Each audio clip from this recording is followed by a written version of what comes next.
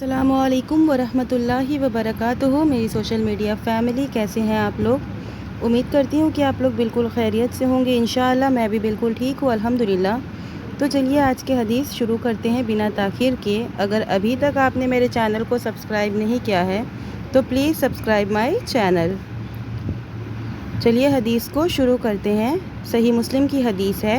हज़रत आयशा सिद्दीक़ा रज़ी अल्लाह अन्हा बयान करती हैं कि मैं अल्लाह के रसूल सल्लल्लाहु अलैहि वसल्लम को खुशबू लगाती उस वक्त जब आप इहराम बांधते और आपके तवाफ़ बैतुल्लाह से पहले इहराम खोलने के लिए आपको खुशबू लगाती। तो फ़वाइद इस हदीस के: खुशबू लगाना चाहिए। इहराम बांधने से पहले इहराम वग़ैरह में खुशबू लगा लेना चाहिए। बीवी को चाहिए कि वो अपने शौहर की खिदमत करे। सफ़र में भी खुशबू इस्तेमाल करना चाहिए। खाने काबा का तवाफ़ करना चाहिए। इहराम निकालने के बाद खुशबू लगा सकते हैं।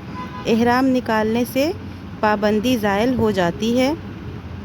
नबी करीम सल्लल्लाहु अलैहि वसल्लम बशर थे और ये खुशबू लगाना आदमी लोगों के लिए है। यहाँ पर इस हदीस में जो मैं बता रही हूँ, क्योंकि औरतों के लिए खुशबू लगाना है, लेकिन औरतों के लिए कुछ शर्तें हैं। औरतों का खुशबू लगाकर घर से बाहर निकलना सही नहीं है। तो ये जो हदीस है ये आदमी लोगों के लिए है, मर्दों के लिए है। उम्मीद करती हूँ कि आपको हदीस समझ में आई होगी। और वीडियो अगर अच्छी लगी है तो please like, share and subscribe ज़रूर करिएगा। और अगर अभी तक आप मेरे चैनल पर नए हैं, अगर अभी तक सब्सक्राइब नहीं किया है तो प्लीज़ सब्सक्राइब माई चैनल।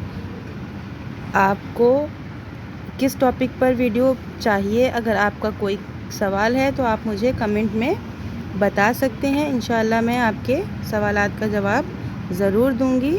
तो चलिए मिलते हैं नेक्स्ट वीडियो में। अपनी दुआओं में याद रखिए। वालेकुम सलाम व रहमतुल्लाहि व बरकातुहू।